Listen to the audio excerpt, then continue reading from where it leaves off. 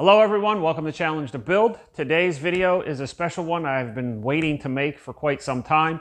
If this is your first time tuning in, I want to welcome you to my channel. This channel has been focused on the building of my 1959 Chevy Viking pickup truck. And over the last couple of months, we have been building a custom dump tilt bed for the back of this truck. And today I finally have all of the pieces to get the system together and finally see if this is going to work. So stay tuned and let's challenge the build.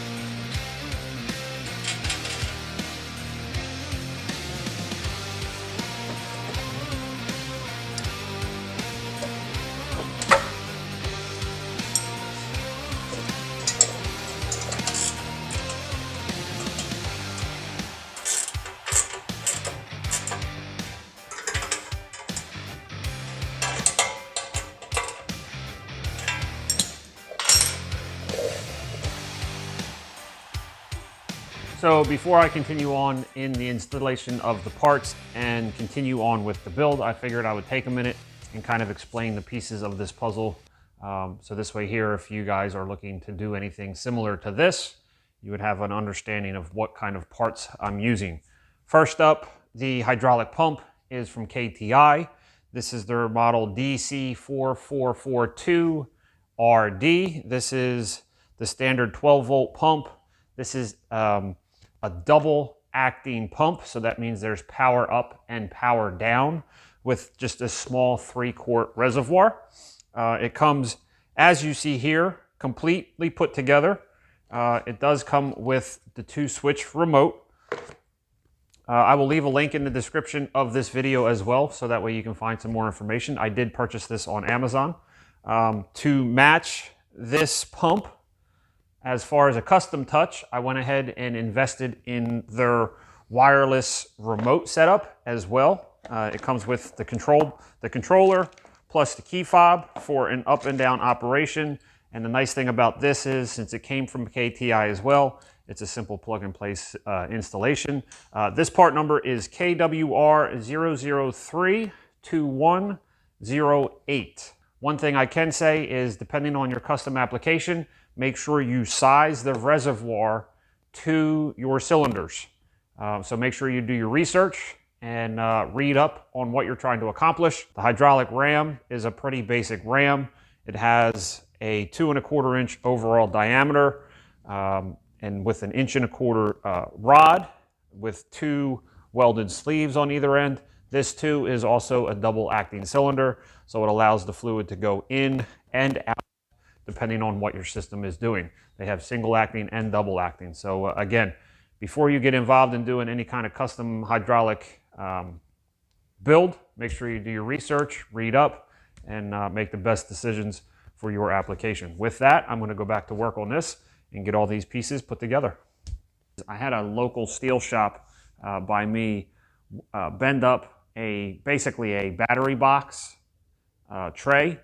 This is 1/8 inch steel plate. I had them bend it in a fashion to where there's a 1-inch lip on all 4 sides, and then used 1-inch square tubing to make the mounts and welded them onto the frame, and then simply bolted the tray down to the mounts.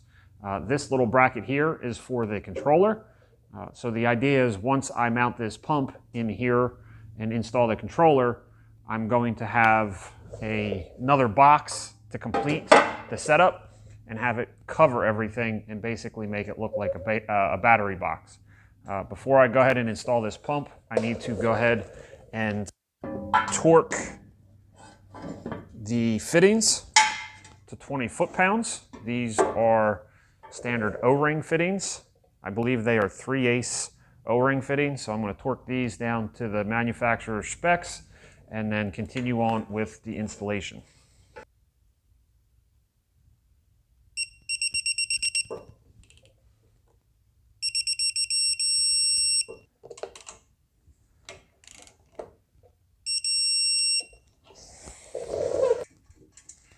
As far as mounting the pump is concerned, there are two 3/8 by 16 threaded inserts in the bottom of the pump. Simply just taking two 3/8 bolts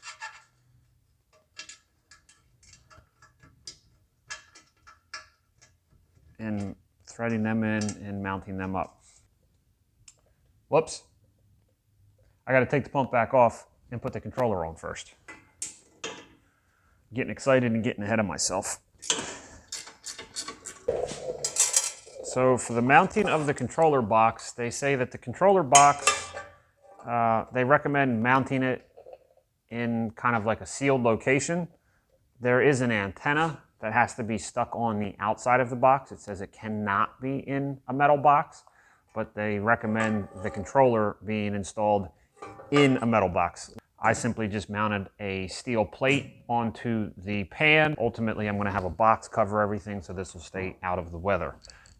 They give you double-sided tape for this as well, but I am going to mount it using the 4 holes, just using number 6 Allen cap head screws. Everything is so small. There we go.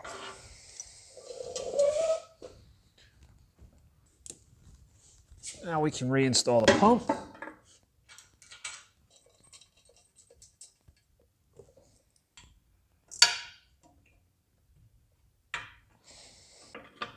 Nice thing about using things that go together is simple plug and play connection. There's plenty of room in the tray. And then when it comes time to it, just 2 simple wires, positive and negative, that get attached to one to the solenoid and then one to the grounding of the motor for a pretty simple, clean installation.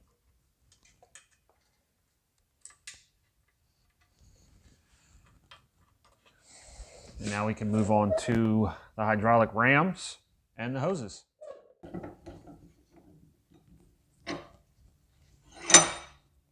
So the next step is to get the rams plumbed in, and that starts with installing a couple of 90-degree fittings into the rams. I'm going to put on some Venom pipe thread sealant. I'm also going to get a rag and make sure the threads are nice and clean and dry, and then start the assembly.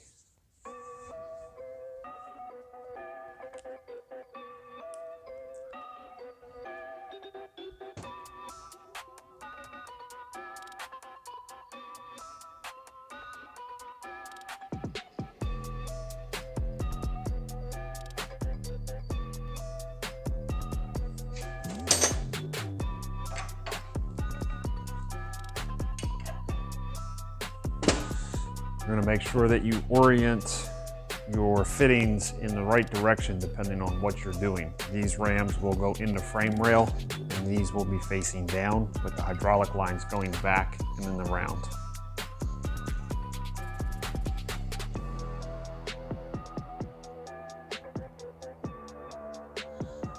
Go.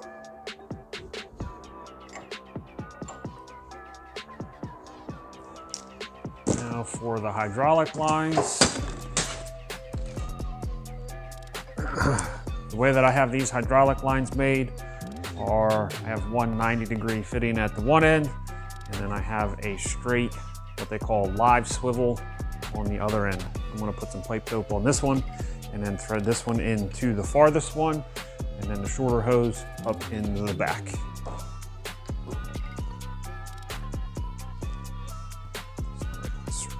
Threading it in.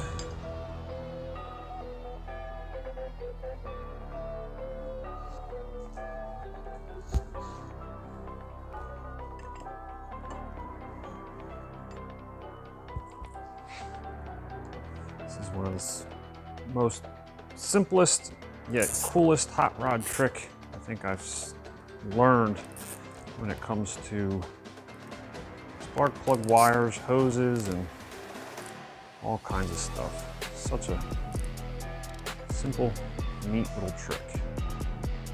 So right here they can still swivel within themselves, and there won't be much movement down inside the frame rail, but I definitely want to keep them together.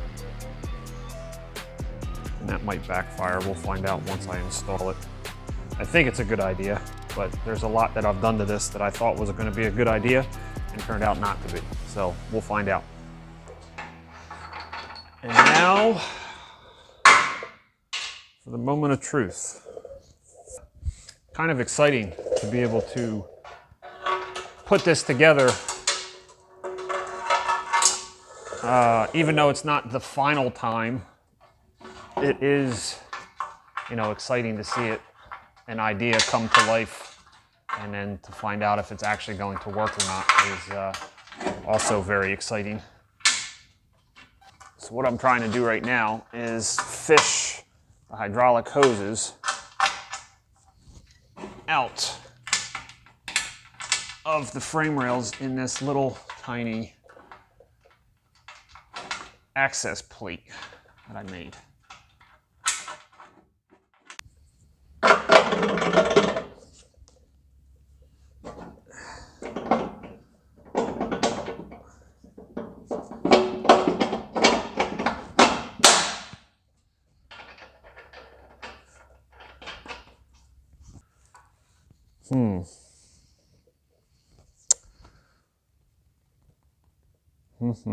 I have to figure out what hose is going to be port side A, which is up, which is the bottom of the ram, and then port side B, which is going to be down, which is going to be the opposite end. So I got to take a look and see which is which and then label. I should have did that. So I'm going to do that on that one and then fix this one, because it will make a difference when we go to plumb the pump. So I need to figure that out right now.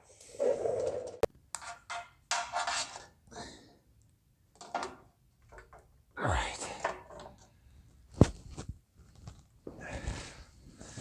So this is B and this is A. So we will mark A with a piece of electrical tape.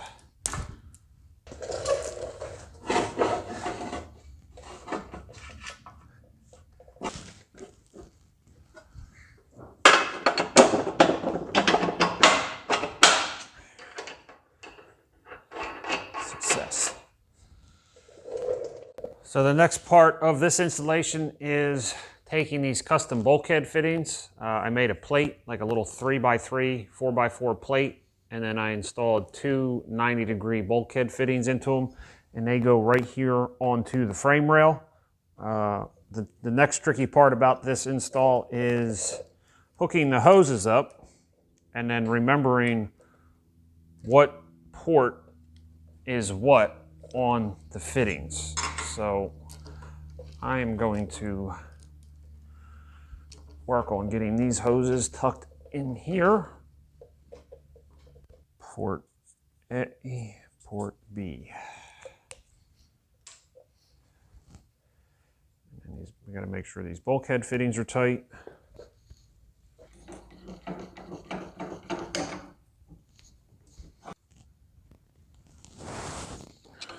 For the final installation, these will get Loctite on them. But for now, they are going to get installed just like this.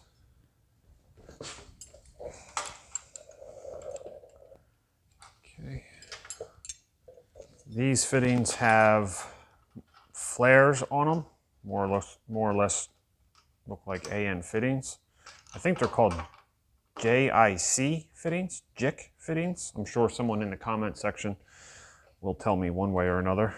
The tricky part with this is getting this in here, oriented in the right spot,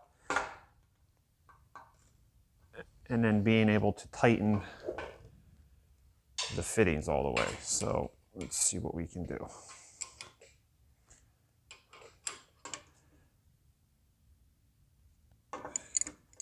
All right, so tape is A. We're going to try to make A the back side. So we can spin this port side A toward the back. There we go. Good movement and should be golden.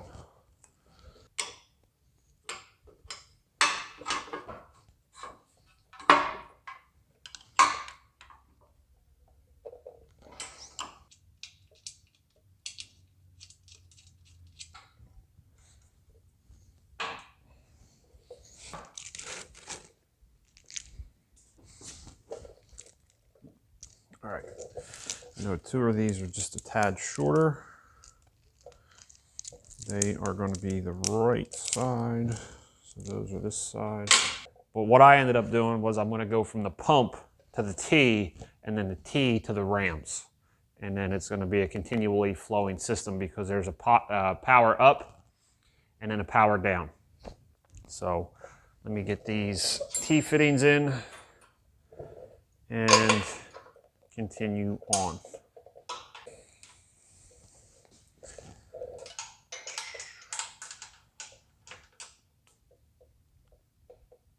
I feel like I'm going to strip them.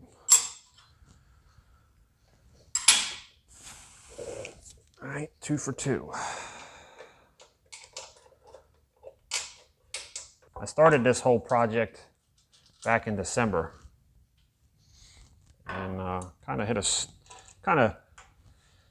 a lull because I was waiting on parts, and now that I have the parts here, I can complete the system. But it's been a lot of work to get this far. A lot of thought process, a lot of welding, a lot of cutting, trial and error, and to be this close, even though it's a temporary install, even though this is all just to see if it's going to work, I'm starting to get nervous and excited, and really looking forward to being able to hit the button. To know that I'm only a couple hoses away and basically hooking up 2 wires. I mean, this is awesome. So the A port is the top port. The top port is for this hose here. Let's probably put B on first. Let's see here.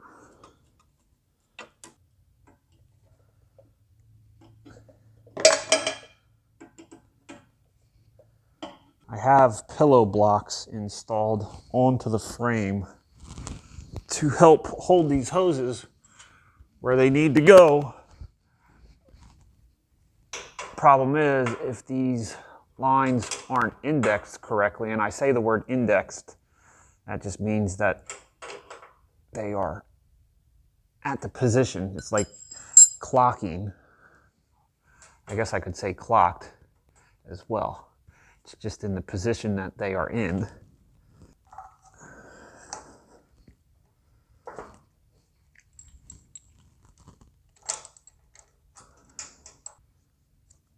Okay.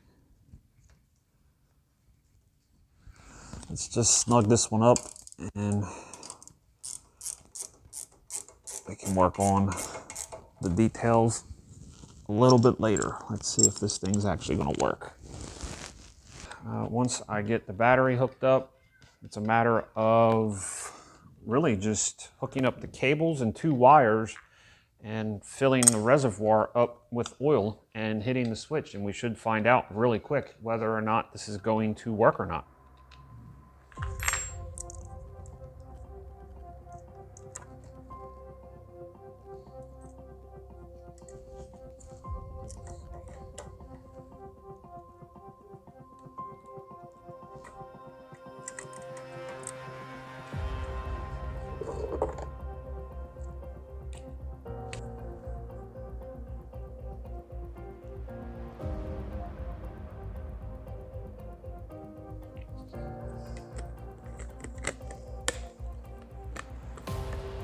All right, well, the pump's got oil in it, so there's no chance of running the pump dry. And down to the last 2 wires. Nervous. 2. All right, I'm gonna get the remote and I'm gonna hit the button.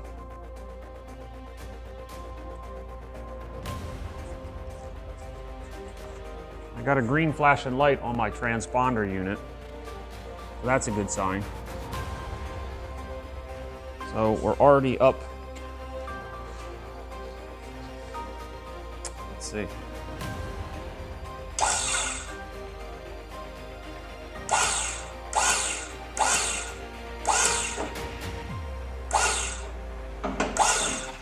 It's starting to move.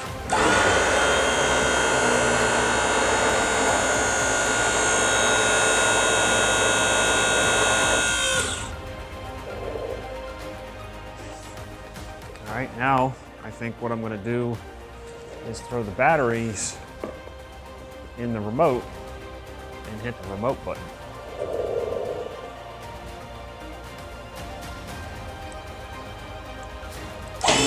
Oh, hello.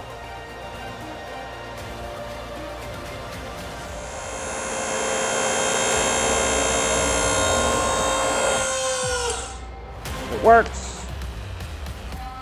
Now we got to put the bed on. This is awesome. Yes.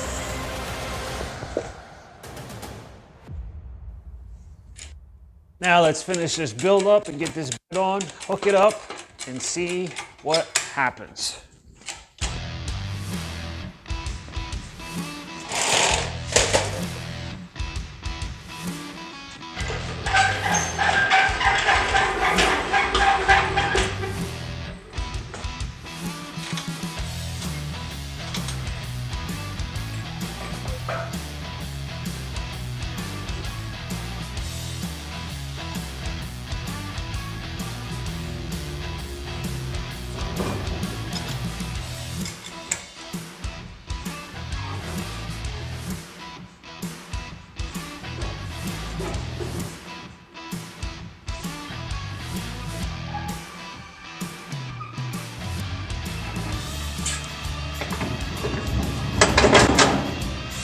Like a glove.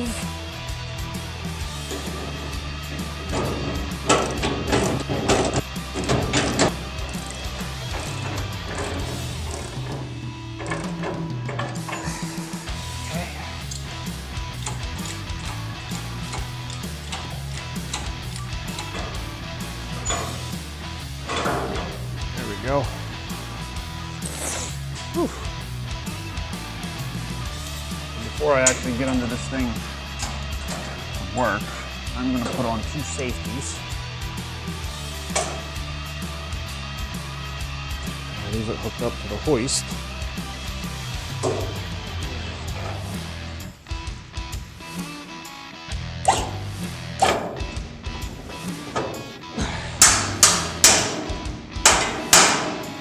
That wasn't so bad.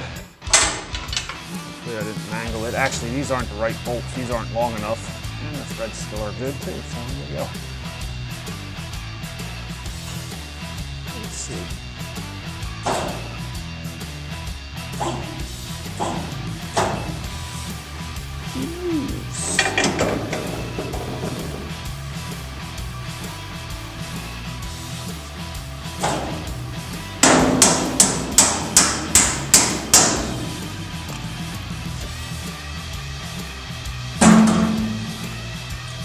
So the last time I did this, I almost had the bed fall on me. Here we go. 3, 2, 1.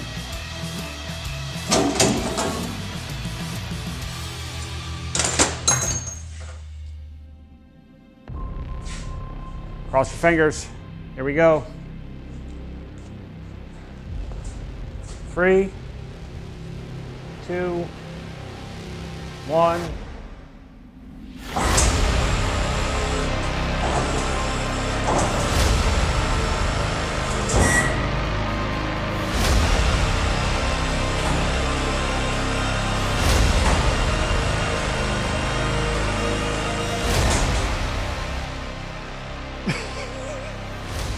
No problem. What was I even worried about?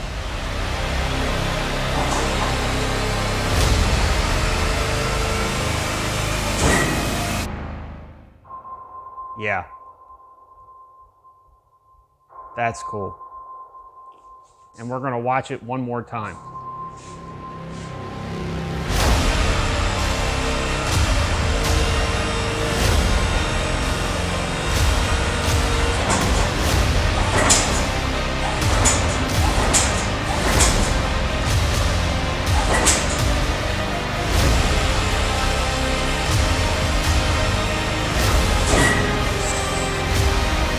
That's how we're gonna wrap up today's episode of Challenge to Build.